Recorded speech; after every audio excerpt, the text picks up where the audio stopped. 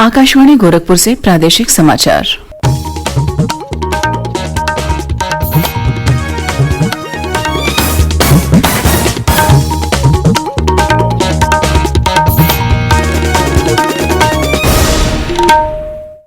नमस्कार, समाचार बुलेटिन के साथ में शिवानी अरोरा। पहले मुख्य समाचार। प्रधानमंत्री नरेंद्र मोदी ने गरीब कल्याण अन्न योजना के लाभार्थियों से की बात। कहा, समाज के हर वर्ग को बिना किसी भेदभाव के दिया जा रहा है योजनाओं का लाभ। प्रदेश में कल प्रधानमंत्री गरीब कल्याण अन्न योजना दिवस मनाया गया। 3 करोड़ 42 लाख से अधिक लोगों को वितरित किया गया निःशुल्क राशन।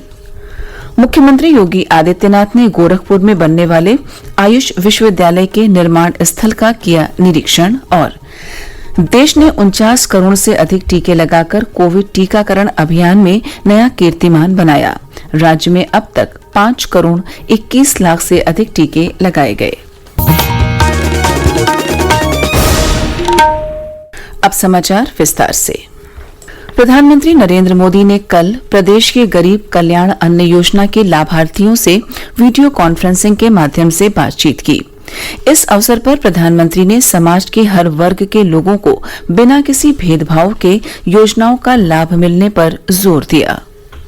हमारी सरकार का प्रयास है कि हर वर्ग को बिना किसी भेदभाव के योजनाओं का लाभ मिले। योजनाओं का लाभ लेने में ये देखना गलत है कि कौन किस वर्ग का है। यही वजह है कि हमारी सरकार ने सामान्य वर्ग के गरीबों के लिए 10% आरक्षण की पहल की और इसका लाभ आज देश के लाखों सामान्य वर्ग के गरीब उठा रहे हैं, जिनमें बड़ी संख्या उत्तर प्रदेश के हमारे नौजवानों की भी है। प्रधानमंत्री ने कहा कि देश की अर्थव्यवस्था सुधर रही है और यह इस बात का संकेत है कि देश कोविड महामारी पर नियंत्रण पाने में कामयाब हो रहा है। श्री मोदी ने कहा कि महामारी के बावजूद हमारा निर्यात अब तक के उच्चतम स्तर पर है और जीएसटी का रिकॉर्ड संग्रह हुआ है। उन्होंने कहा कि हमारा देश अब कृषि निर्यात के मामले में शीर्ष 10 देशों की सूची में शामिल है। संसद में चल रहे हंगामे पर तंज कसते हुए प्रधानमंत्री ने कहा कि विपक्ष सिर्फ अपने राजनीतिक स्वार्थ के चलते लगातार संसद का अनादर कर रहा है। उन्होंने कहा कि संसद ऐसे लोगों की बंधक नहीं बन सकती। प्रदेश में कल प्रधानमंत्री गरीब कल्याण अन्न योजना दिवस मनाया गया। इस अवसर पर अयोध्या में राज्य स्तरीय समारोह का आयोजन किया गया, जहां मुख्यमंत्री योगी आदित्यनाथ मौजूद रहे। कार्यक्रम का सजीव प्रसारण प्रदेश के सभी जनपदों में किया गया। कार्यक्रम को वर्चुअल माध्यम से संबोधित करते हुए मुख्यमंत्री योगी आदित्यनाथ ने कहा कि इस योजना से कोविड से प्रभावित राज्य के गरीब और जरूरतमंद लोगों को बहुत मदद मिली है। उन्होंने कहा कि यह दुनिया का सबसे बड़ा खाद्य वितरण कार्यक्रम है।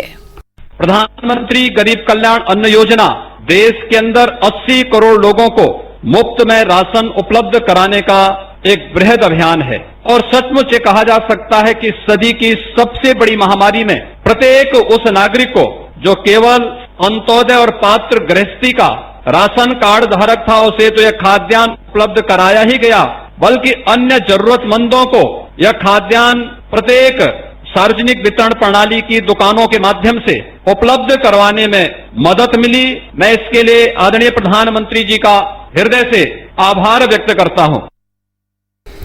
प्रदेश भर में कल निःशुल्क खाद्यान्न का वितरण किया गया। राज्य में 81,59,000 से अधिक राशन कार्डों के माध्यम से 3 करोड़ 42 लाख से अधिक लोगों को मुफ्त राशन दिया गया। मुख्यमंत्री योगी आदित्यनाथ ने कल गोरखपुर में बनने वाले आयुष विश्वविद्यालय के निर्माण स्थल का निरीक्षण किया। उन्होंने विश्वविद्यालय के शिलान्यास समारोह के लिए तैयार कार्य योजना को देखा और अधिकारियों को सभी व्यवस्थाएं समयबद्ध ढंग से सुनिश्चित करने के निर्देश दिए। करीब 52 एकड़ भूमि पर बनने वाला ये प्रदेश का पहला आयुष विश्वविद्यालय होगा। इस विश्वविद्यालय में एक ही परिसर में आयुर्वेदिक, यूनानी, होम्योपैथी और योग चिकित्सा की पढ़ाई और इन पर शोध कार्य होंगे। प्रदेश के आयुष विधा के 98 कॉलेज इस विश्वविद्यालय से संबद्ध होंगे। विश्वविद्यालय की स्थापना से पूर्वांचल क्षेत्र के लोगों को बेहतर चिकित्सा का एक और विकल्प मिलेगा। विश्वविद्यालय का निर्माण मार्च 2023 तक पूरा करने का लक्ष्य है। मुख्यमंत्री योगी आदित्यनाथ ने कल गोरखपुर में जनता दर्शन के दौरान लोगों की समस्याएं सुनी और अधिकारियों को उनके तत्काल समाधान के निर्देश दिए। भू माफियाओं के संबंध में शिकायत मिलने पर उन्होंने अभियान चलाकर ऐसे सभी असामाजिक तत्वों के खिलाफ सख्त कार्यवाही करने के निर्देश दिए। श्री योगी ने कल अपने गोरखपुर प्रवास के दौरान गोरक्षनाथ मंदिर में पूजा अर्चना की और मंदिर परिसर में निर्माण कार्यों का निरीक्षण किया। ये समाचार आप आकाशवाणी गोरखपुर से सुन रहे हैं। यह समाचार बुलेटिन हमारे YouTube channel AIR news Gorakhpur और ट्विटर हैंडल AIR न्यूज_GKP पर भी उपलब्ध है। भारत ने 49 करोड़ से अधिक टीके लगाकर कोविड टीकाकरण अभियान में नया कीर्तिमान स्थापित किया है। केंद्रीय स्वास्थ्य मंत्रालय ने इसे कोविड के खिलाफ लड़ाई में भारत की ऐतिहासिक उपलब्धि बताया। एक दिन पूर्व देश भर में 37,55,000 से अधिक कोविड रोधी टीके लगाए गए। प्रदेश में भी टीकाकरण तेज गति से जारी है। राज्य में अब तक 5 करोड़ 21 लाख से अधिक टीके लगाए जा चुके हैं। सूचना विभाग के अपर मुख्य सचिव नवनीत सहगल ने कहा कि प्रदेश की दैनिक टीकाकरण गति बताती है कि 3 महीने के भीतर प्रदेश के 18 वर्ष से अधिक सभी लोगों को टीका लगाया जा सकता है। प्रदेश में एक दिन पूर्व कोरोना संक्रमण के 26 नए मामले सामने आए, जबकि इस दौरान 50 लोग स्वस्थ हुए। इसी के साथ राज्य में कोविड के सक्रिय मामलों की संख्या घटकर 660 रह गई है। प्रदेश के 9 जिले पूरी तरह कोरोना मुक्त हैं। एक दिन पूर्व 56 जिलों में कोविड का एक भी नया मामला नहीं मिला, जबकि 19 जिलों में मामले इकाई अंक में दर्ज किए गए।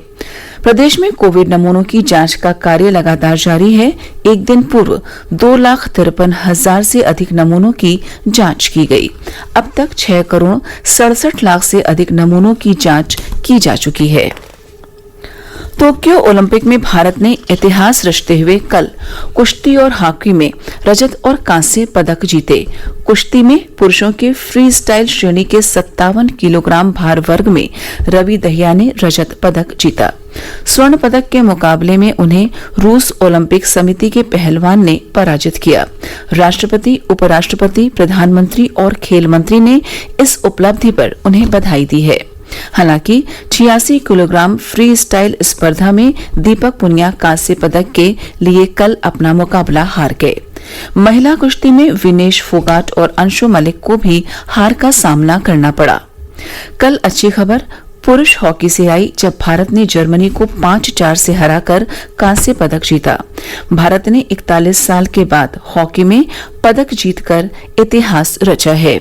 इससे पहले ओलंपिक में भारत की हॉकी टीम को आखिरी पदक 1980 में मॉस्को में मिला था, जब टीम ने स्वर्ण पदक जीता था। राष्ट्रपति, उपराष्ट्रपति, प्रधानमंत्री, गृह मंत्री और खेल मंत्री ने पुरुष हॉकी में कांस्य पदक जीतने पर भारतीय टीम को बधाई दी है। मुख्यमंत्री योगी आदित्यनाथ ने भी भारतीय टीम को शानदार प्रदर्शन पर बधाई दी। वहीं महिला हॉकी टीम इस समय कांस्य पदक के लिए ब्रिटेन के साथ अपना मुकाबला खेल रही है। और अब कुछ समाचार संक्षेप में। समाजवादी पार्टी ने कल प्रदेश में साइकिल यात्रा निकाली। साइकिल यात्रा से पूर्व पार्टी अध्यक्ष अखिलेश यादव ने लखनऊ में संवाददाताओं से कहा कि उन्हें विश्वास है कि इस बार जनता उन्हें अपना समर्थन देगी। औरैया में यमुना नदी का जलस्तर लगातार बढ़ रहा है। जिलाधिकारी ने बताया कि बाढ़ प्रभावित क्षेत्रों में SDRF दल को तैनात कर दिया गया है। आगरा में चंबल नदी खतरे के निशान को पार कर गई है। इससे जनपद के 1 दर्जन से अधिक गांवों पर बाढ़ का खतरा बढ़ गया है। अयोध्या में कल एक सड़क दुर्घटना में 3 लोगों की मौत हो गई, जबकि 2 अन्य गंभीर रूप से घायल हो गए।